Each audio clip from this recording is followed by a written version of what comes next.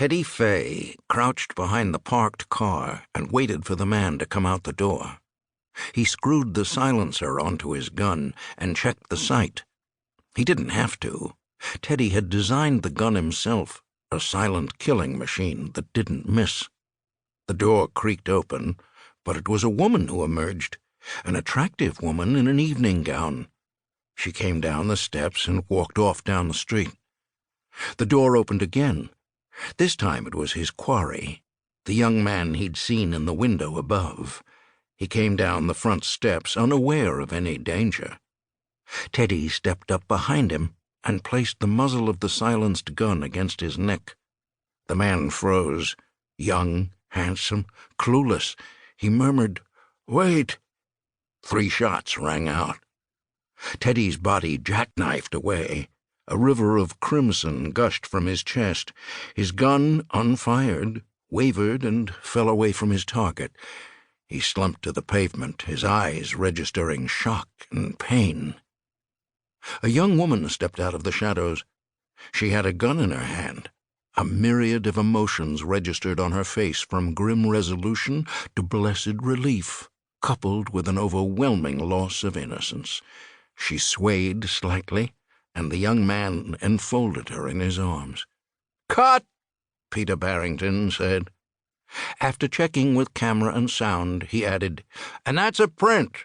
Okay, let's get him cleaned up. We're going again." The crew began resetting the scene. A gopher and a second assistant director helped Teddy to his feet. Peter conferred with his actors. "Excellent, Tessa. I never get tired of seeing you shoot him." "Thanks a bunch," Teddy said. Peter turned to the young man Teddy was going to shoot. "Brad, wonderful work, but the line is, 'Please,' not 'wait.'" Brad Hunter was a movie star. He could argue with the director. "I just can't see Devon saying 'please.'" "I hear what you're saying, but we still need to see the fear, a split second. That cold, icy panic that surges through your veins as you know this is it. Your fans will still love you. They won't think you a coward. They'll think you're a great actor. Plus, they'll love the character who masters his fear and is brave in the face of death. Trust me on this." Peter always gave Teddy notes, too, so Brad wouldn't think he was picking on him. "Nice job," Peter told him, "but I can't help feeling like you're waiting to be shot." "I am," Teddy said. "If I were doing it, I'd have stepped up and shot him in the head. He wouldn't have had time to say please." "Yes, but you're not you. You're Leonard Kirk, a cold-blooded killer and a dangerous man, but not infallible. The type of man who might make a mistake through arrogance. He wants to hear his victims say please." Teddy grinned.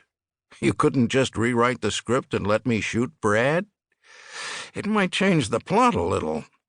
Peter Barrington was shooting a scene from his new film, Desperation at Dawn, on location on the streets of L.A. It was a night shoot, which was hard enough to light without all the special effects. If the blood from the blood bags wasn't lit just right, it appeared fake, which of course it was.